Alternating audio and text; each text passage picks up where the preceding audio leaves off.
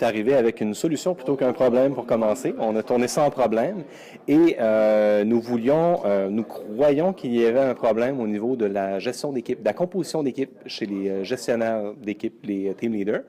Et par la suite, on a fait plusieurs pivots pour prendre une toute autre direction, à 180 degrés à la toute fin, et changer de client, et changer de produit, changer de solution complètement. Nous avons découvert un nouveau problème qui nous affectait, nous, comme équipe, dans le processus de Lean Startup, où on aurait pu sauver du temps dans tout le processus en ayant plus d'informations sur des hypothèses ou des problèmes similaires de d'autres équipes.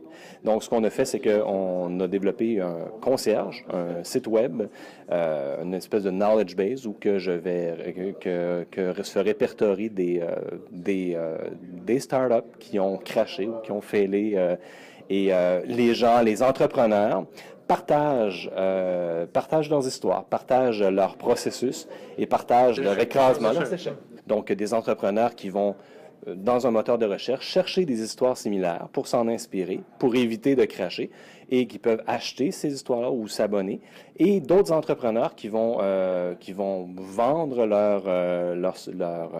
leur processus, Javelin Board, leur histoire, pour d'autres entrepreneurs, donc ou partager tout simplement comme mentor leurs histoires. Donc, c'est une espèce de lieu de communication entre les entrepreneurs pour que le processus Lean Startup soit encore plus lean et plus rapide. En fait, ça a été super agréable. On a appris tout le long de la fin de semaine. Ça a été vraiment intense, mais je pense justement c'est de nous mettre dans ce contexte où ce qu'on doit faire tout dans des blocs de temps vraiment courts, dans des timelapses qui sont premièrement calculés, donc on ne peut pas avoir d'extension de temps.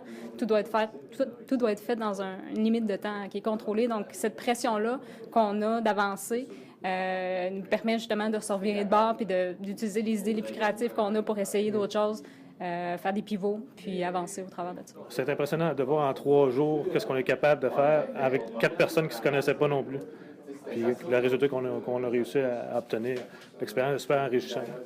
On est sorti de la bâtisse, on est allé voir des gens, on est passé à l'action tout de suite avec une méthode précise, avec des objectifs. Ça nous permet de changer plusieurs fois jusqu'à ce qu'on arrive à carrément de questionner même la méthode même pour prendre vraiment du recul, dire finalement le client c'est nous et finalement le client c'est pas juste nous mais c'est toutes les autres startups, tous les autres entrepreneurs.